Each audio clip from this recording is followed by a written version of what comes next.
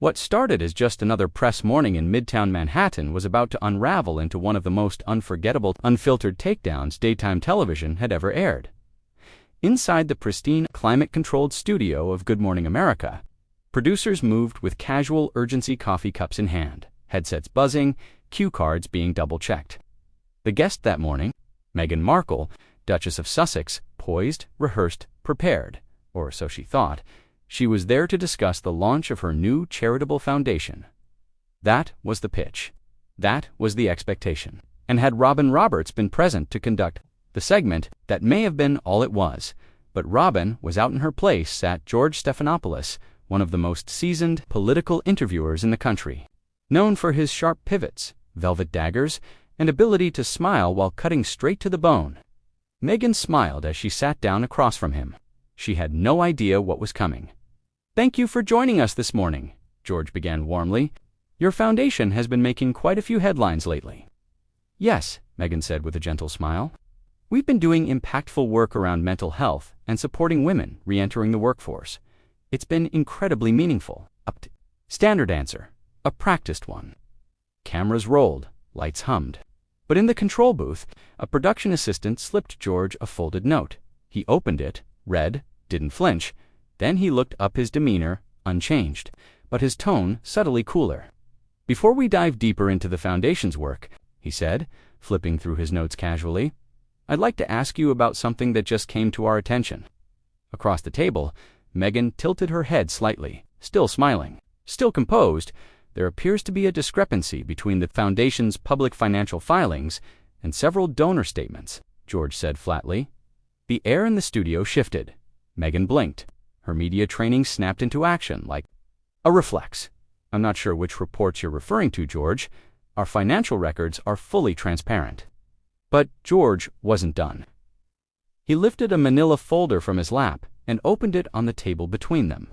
"According to these documents," he said, thumbing through the pages, "multiple donors claim their contributions were overstated in your disclosures.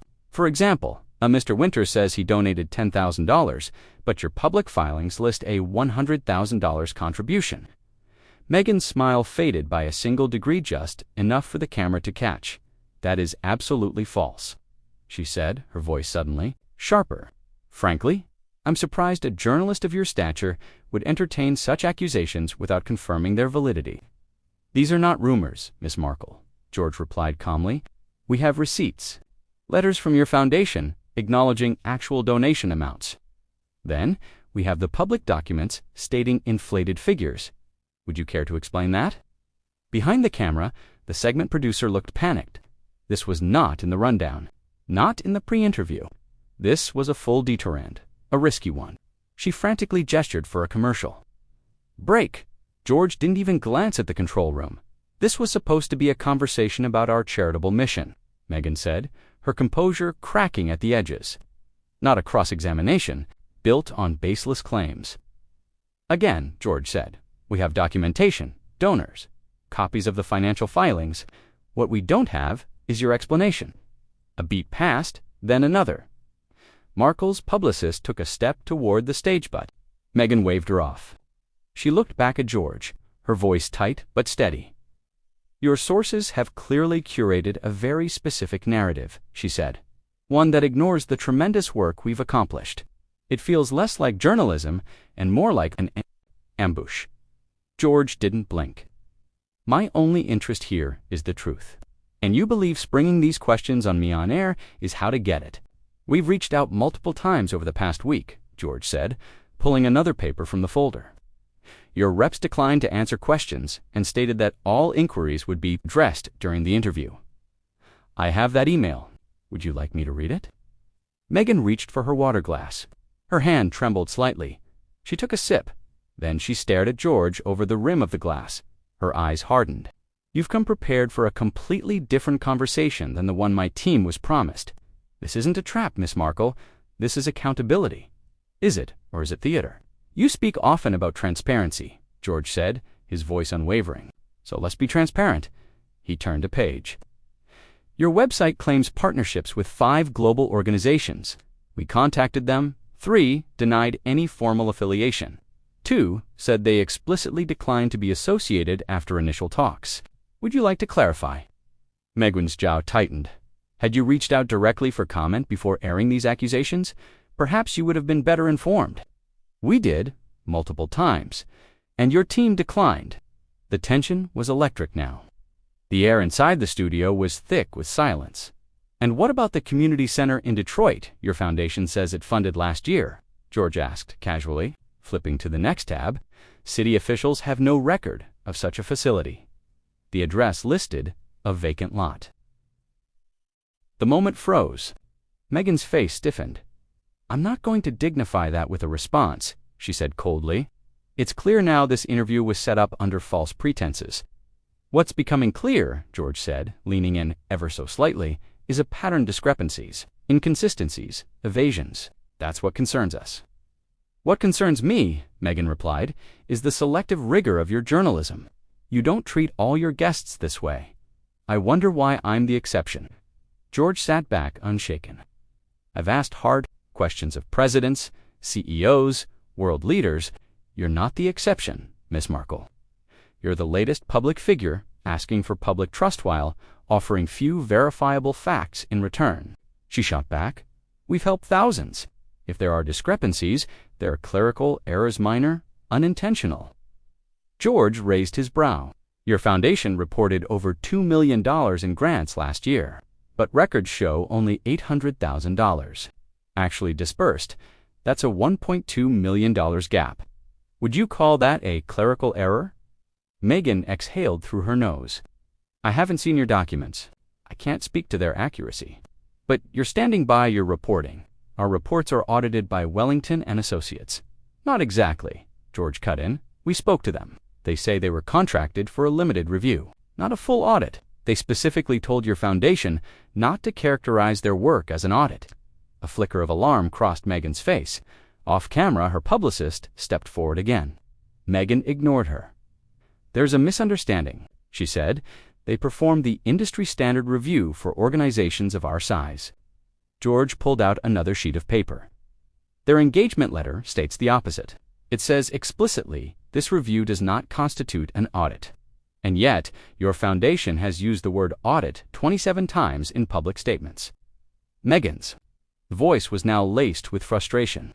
I'm not responsible for every piece of communication that comes from our PR team. So you're saying you were unaware your foundation misrepresented its financial oversight?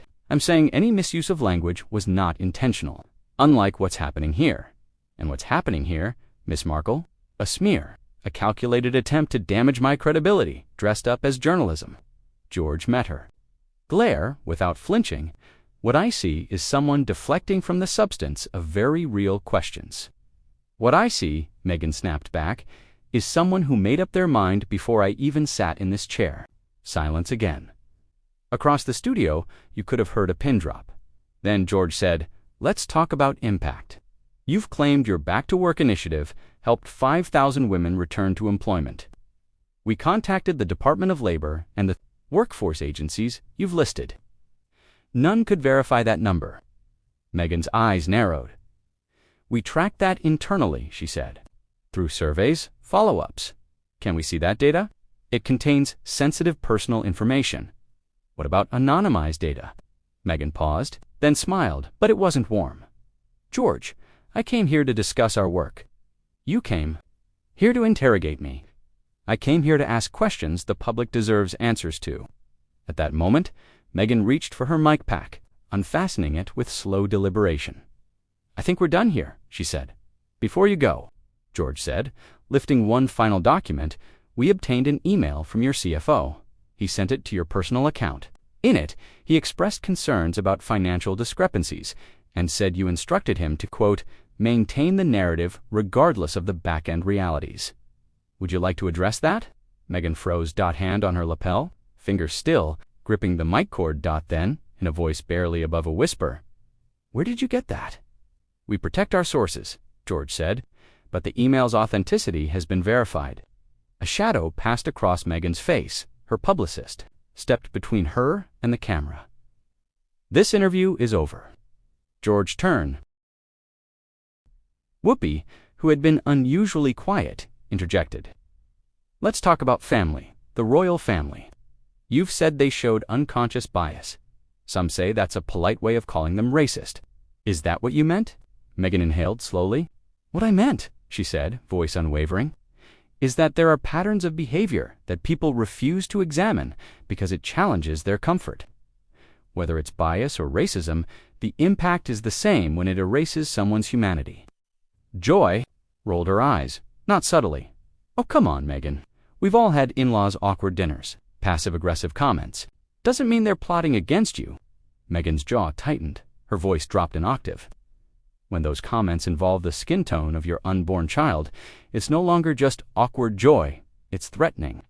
And when you're told by the institution that you won't be given security because of how dark your child might be, the audience gasped. Even Joy went still for a beat. Meghan's voice didn't waver. You begin to question whether that family ever saw you as one of their own, or just a temporary inconvenience. The silence was deafening.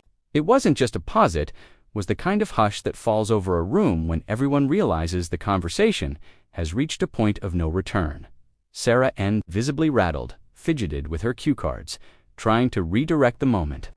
Let's pivot a little. You've recently launched a new foundation focused on mental health and equity. Can you tell us about that? Meghan nodded, grateful for the lifeline but still simmering. Yes, the Archewell Foundation is about amplifying voices that go unheard, providing tools and resources to communities left behind. Because I've lived what it's like to be silenced, and I refuse to let others go through that without support. But Joy wasn't done. She never was. She leaned forward, voice now tinged with that performative concern TV hosts wear like a second skin. Do you ever take responsibility for how things turned out? For leaving the family? For the rift with your father? With your sister? Meghan's expression shifted. The diplomat gave way to the mother, the survivor, the woman who had had enough. I take responsibility for protecting my peace, she said, for protecting my children, for choosing truth over comfort. And if that makes me the villain in someone's bedtime story, so be it. Joy crossed her arms. Seems a little convenient to always be the victim, doesn't it? And there it was. Meghan turned fully toward Joy now, her voice no longer soft, just steady and sharp as glass. You want to talk about victims, Joy? Let's talk about being hounded by paparazzi while pregnant. Let's talk about suicidal thoughts in a palace where no one listens. Let's talk about pleading for help and being told it would look bad for the institution. That's not playing victim, that's surviving. The audience exploded. Applause thundered across the studio. People stood. Sunny Hostin clapped, eyes wide with something between awe and heartbreak. Even Whoopi gave a solemn, almost reverent nod. Joy sat back, face unreadable, arms crossed again, for once speechless. But Meghan wasn't done. I didn't come here to make friends. I came here to speak the truth. And if that makes you uncomfortable, then maybe the problem isn't what I said, but what it exposed. She looked at the camera, straight into it, not blinking. I am not the first woman who's had to choose survival over silence, and I won't be the last. For a long moment, no one spoke. And then, one by one, the audience began to rise again. Applause, whistles, cheering. Some had tears in their eyes. Some just stared, mouths open, as if realizing they'd just witnessed something historic. Whoopi finally spoke. Well, damn. Meghan adjusted her sleeve with quiet elegance. A breath, a pause, a smile. Now, she said, calm as ever. Shall we continue? But Meghan wasn't done. I didn't come here to make friends. I came here to speak the truth. And if that makes you uncomfortable, then maybe the problem isn't what I said, but what it exposed. She looked at the camera, straight into it, not blinking. I am not the first woman who's had to choose survival over silence, and I won't be the last. For a long moment, no one spoke. And then, one by one, the audience began to rise again. Applause, whistles, cheering. Some had tears in their eyes. Some just stared, mouths open, as if realizing they'd just witnessed something historic. Whoopi finally spoke. Well, damn. Meghan adjusted her sleeve with quiet elegance. A breath, a pause, a smile. Now she said, calm as ever. Shall we continue? Joy, still seated, said nothing. Her arms were folded, but her power in the moment had long since withered. Meghan had claimed the room and something more intangible, something unshakable. She had reclaimed her voice, and as the cameras panned across the cheering crowd, as the studio lights hit her like a spotlight on a Broadway stage, it became clear this wasn't just another talk show appearance. This was Meghan Markle's reckoning, and she owned every second of it. Fade to black, roll credits. A moment, a movement. A woman finally, unapologetically, heard